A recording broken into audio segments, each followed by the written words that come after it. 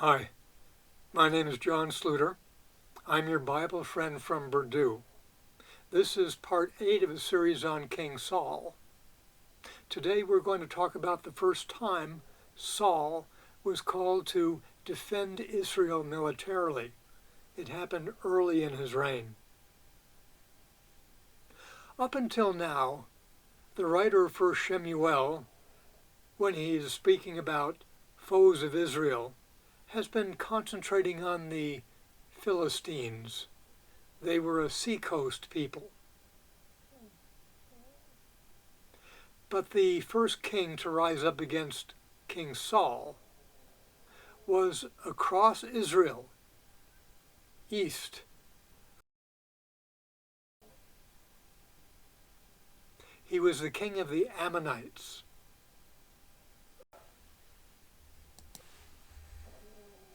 My little dog is snoring and there's nothing I can do about it. Sorry. The story of the Ammonites, where they came from, is traceable back to Genesis chapter 18 and 19. It's a story of the destruction of Sodom and Gomorrah. It's a pretty well-known story. People cried out to God about the wickedness of Sodom and Gomorrah and other cities of the plain. God went down to investigate for himself.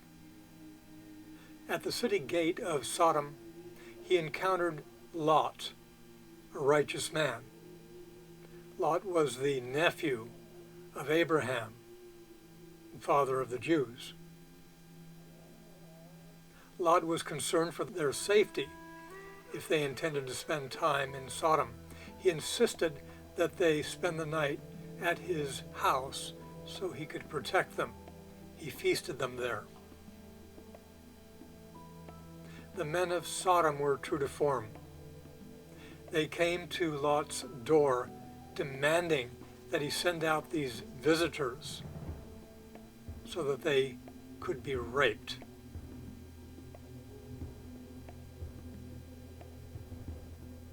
Lot offered his daughters, his virgin daughters, he had 2, in lieu of these visitors. He was a righteous man. I'm persuaded that he had no intention of offering his daughters to be raped, or carrying through on that offer at least. He was, after all, Abraham's nephew. Abraham is known to have been a shrewd bargainer. I think what Lot did here was simply an opening gambit. And if he had been able to push the men of Sodom off their intention to rape these strangers by accepting his Lot's daughters in their place, then he would have proceeded to dicker with them about whether they really needed both daughters or whether one would have been sufficient for their purposes that night. And if he had gotten them to accept one daughter instead of 2, then he would have spent time dickering with them about whether they wanted to take the older daughter or the younger daughter.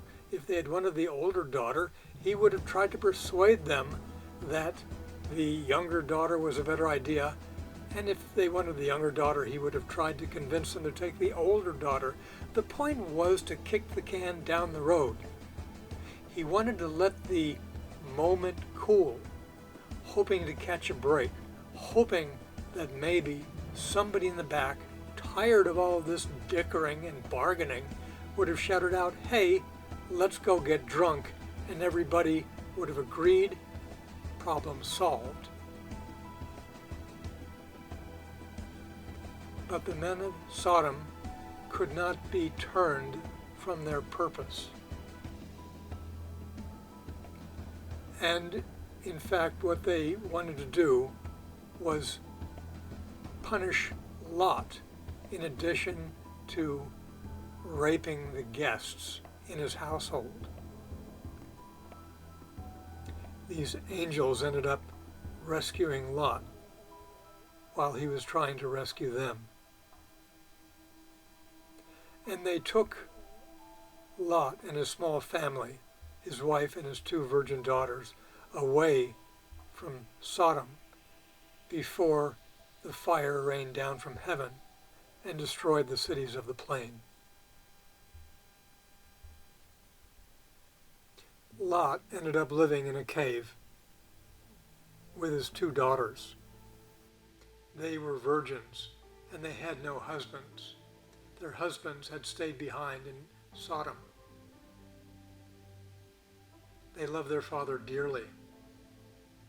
They thought that he was a paragon of virtue, and he was. Particularly, it must have stood out against the immorality of the people of the cities of the plain. It broke their heart, each of them, to think that his line would end with them. Certainly God is resourceful. Certainly God could have found them husbands, but they didn't know that. They probably knew that their father's uncle was pushing 100, and there was no more righteous man than him, but he had not been able to have a child with his wife Sarah.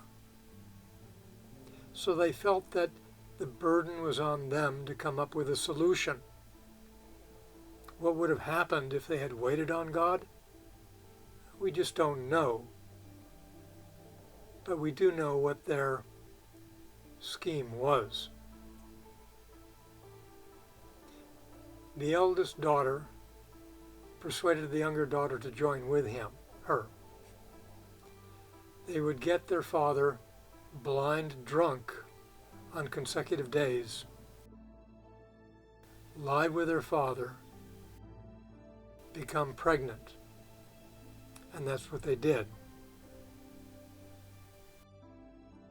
They both had sons. The son of the younger daughter was the ancestor of the Ammonites, the ancestor of King Nahash, and that brings us back to King Saul and the military threat from the Ammonites.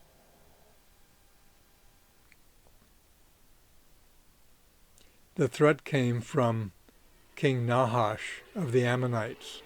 He and his army went up against a city called Jebesh-gilead.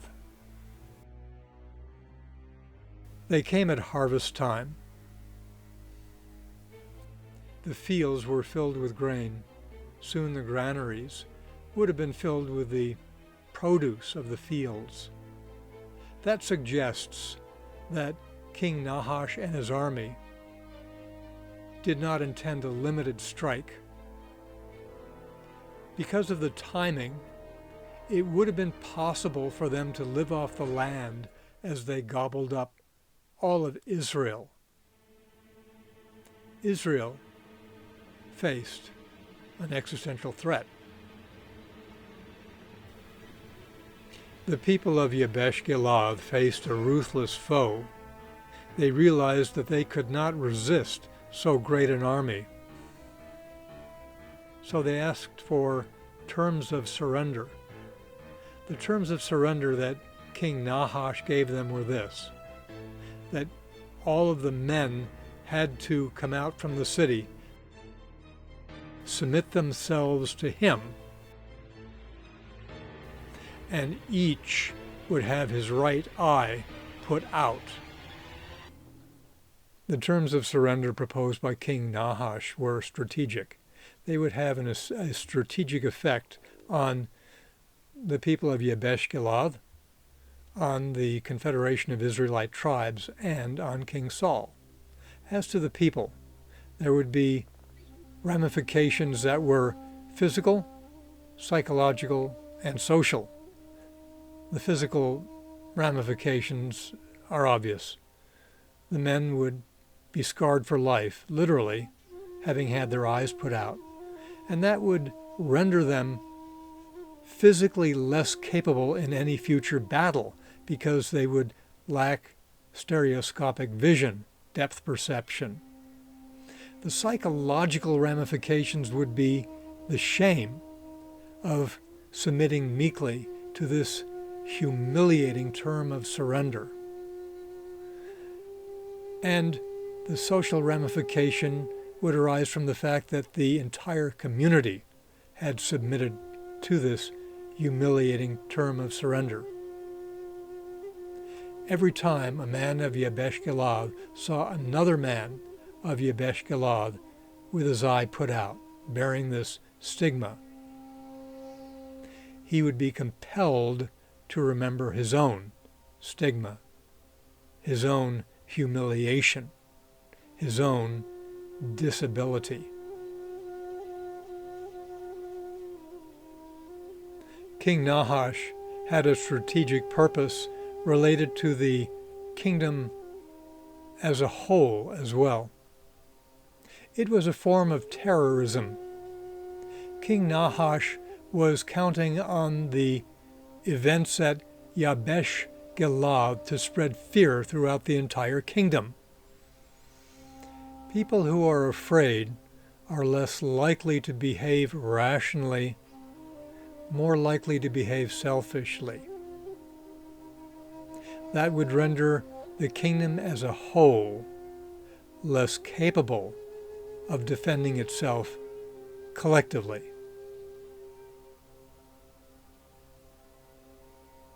The cruel terms of surrender also targeted King Saul. King Nahash was banking on the fact that Saul had not quite found his footing as a monarch.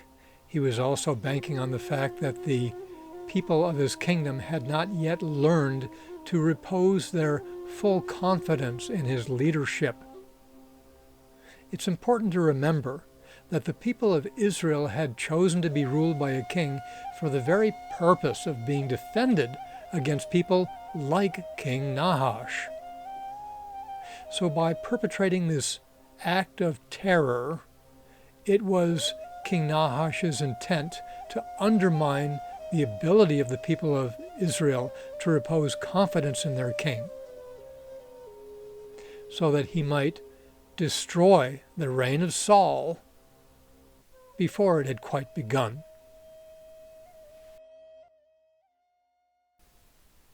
Rather than just capitulate, the people of Jebesh-gilead made a proposal to King Nahash. They said, "Give us a week to see if we can rally the other elements of the kingdom of Israel to our defense. If nothing happens within that week, we'll surrender to you. You can do with us as you wish." It's obvious that this would be an advantageous proposal on the part of the people of Jebesh-gilead. It also had advantages for King Nahash. It's generally safer to accept a surrender than to go into battle. It would set a precedent when he went up against other cities. He could point to Jebesh-gilead and say, "Look, they surrendered without a fight. You should too." Finally, if he gave Israel a week to rally to the defense of Jebesh-gilead and nothing happened, that would take away any ability of King Saul to excuse his inaction on the ground that he simply did not have time. There were obvious risks to King Nahash by accepting the proposal of the people of Jebesh-gilead. He decided that the potential benefits outweighed the risks. Why? One reason could be that he belonged to a warrior culture that was like many warrior cultures that historians could identify, going back at least as far as the Vikings. And in such cultures, a man, certainly a warrior, was expected to have a disregard of death. And if a person failed, at least outwardly, to manifest this disregard of death, then that person was regarded with contempt. By apparently entertaining the possibility that they would accept this humiliating proposal, this humiliating term of surrender proposed by King Nahash, the people of Jebesh-gilead may have moved themselves into the category of contemptible people in the eyes of King Nahash and his army. And by association, they may have dragged all of Israel into that category behind them. It may be that King Nahash made the cruel proposal that he made for the very reason of assessing the fighting spirit of the people of Jebesh-gilead. He was overjoyed when they responded as they did. And there may be an additional reason why he did not consider it to be a substantial risk that the other people of Israel would come to the defense of the people of Jebesh-gilead. We'll get into that a little bit later. The people of Jebesh-gilead sent messengers to King Saul in Gibeath. The messengers were initially received without the king being present. The king came in behind his yoke of oxen. He'd been plowing. He noticed that the people were weeping.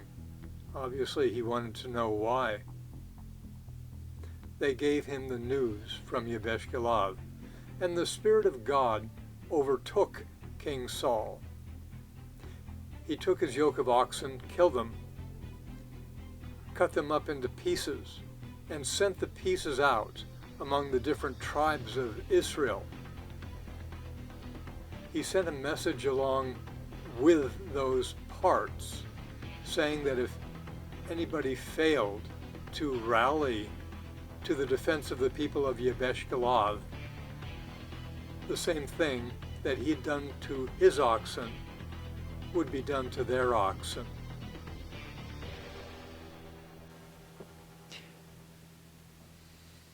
Robert Alter points out the similarity between the gesture made by Saul, King Saul, to rally the other Israelite tribes for the defense of Jebesh-gilead, to the act of a Levite in a story that ends the book of Judges. The story is a fairly long story by biblical standards, but I'm going to give a truncated version of Judges 19, 20, and 21.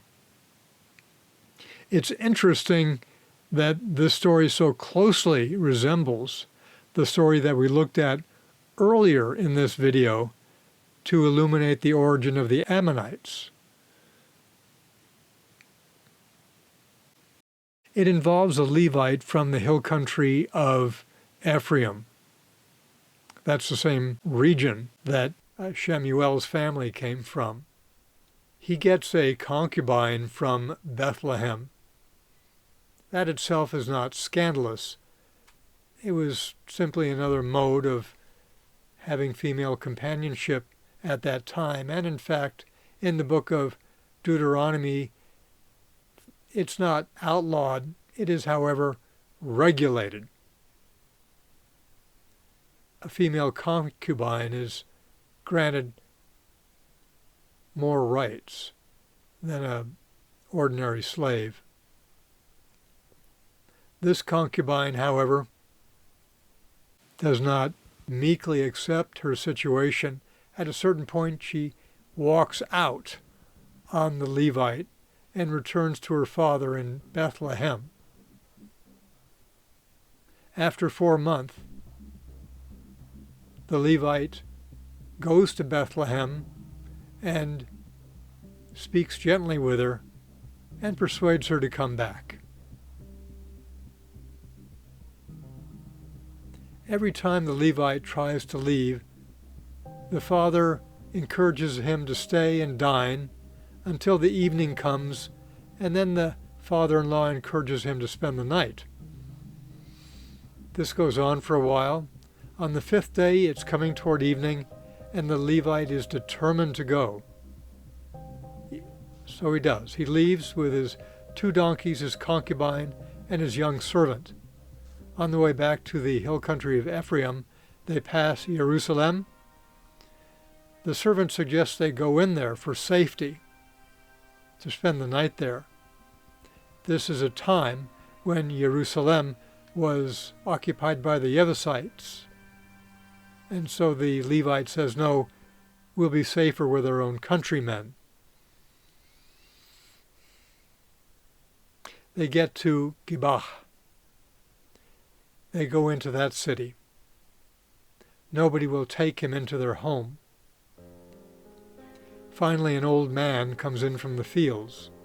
He lives in Gibah, but he's from the hill country of Ephraim. He has compassion upon these travelers. He takes them into his home. He feeds their donkeys. He feeds them. Then, in an event that is eerily like the events in Sodom, the men of Gibah come pounding on the old Ephraimite's door and demand that he send out to them these strangers.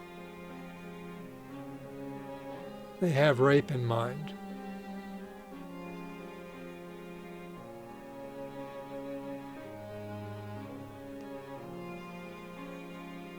Like Lot, the old man from Ephraim tries to divert their attention, get them thinking about something else. He offers them his virgin daughter and the Levite's concubine. At this point, the Levite thrusts out his concubine. The men of Gibah take her, and they rape her until morning, and she dies. She gets all the way back to the threshold of the old Ephraimite's house, and she dies with her hand upon the threshold. The Ephraimite comes out in the morning, sees her lying there. He doesn't realize she's dead. He tells her to get up, they've got to be going. Then he realizes she's dead.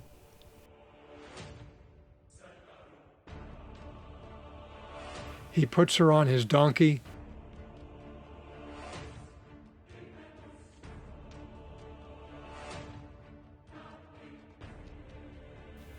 takes her back to his home, and then he cuts her up into 12 pieces, and he sends the parts to the different tribes of Israel, saying, look what the Benjamites have done, or at least the men of Gibah. It took place in the Benjamite territory.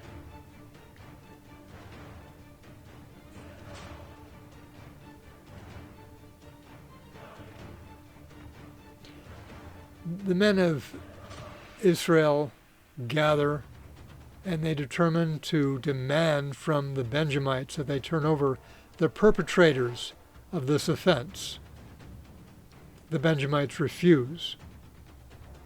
The men of Israel decide that they must extirpate this outrage, this sin from Israel by any means necessary. So they decide that if the men of Benjamin won't cooperate with them, then they shall have to extirpate the tribe of Benjamin. They go up against the Benjamites 3 times. the first 2 times, the Benjamites repulsed them with great loss of life on the part of the Israelites. The 3rd time, the Israelites use strategy and they destroy the Benjamites, men, women, and children, so that only 600 warriors are left. The story goes on about the subsequent remorse that the tribes feel about destroying an entire tribe and how they allow the Benjamites and facilitate the Benjamites in repopulating their territory.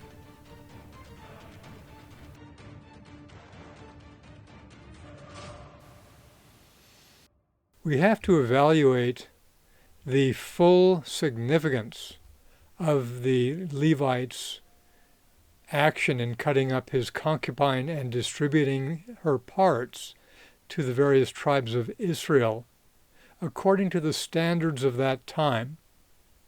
If anything, they were higher, and that act was more shocking then than it would be today, because there was a very high value placed on treating the corpse of a loved one or of any decedent with respect.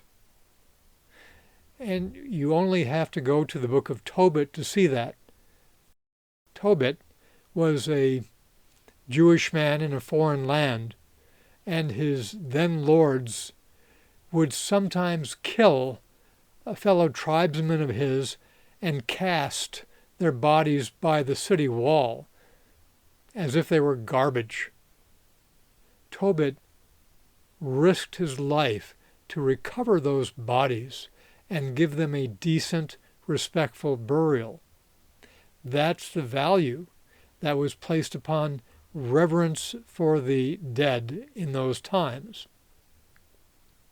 Not only that, but as a Levite, this Levite of the story from Judges had religious duties which he could not perform if he had recently had contact with a dead body. So for him to do this thing, the Levite, shows that his level of outrage was stratospheric. And for Saul to make a similar gesture with his own oxen showed a somewhat similar level of outrage. Imagine a tow truck driver taking a sledgehammer out of fury to his own tow truck, or imagine a physician being so outraged that he torched his own medical office. Now, toward the end of this story about the Levite and his concubine, another act of violence takes place. The Israelites take stock of who has responded to the summons of the Levite to move against this outrage in the Benjamite territories and who has not. And when they did a survey of everybody who was present, everybody who had sent people, there was one city that was conspicuously absent. That city had not sent a single warrior. So the Israelites moved against that city as well, and they destroyed it.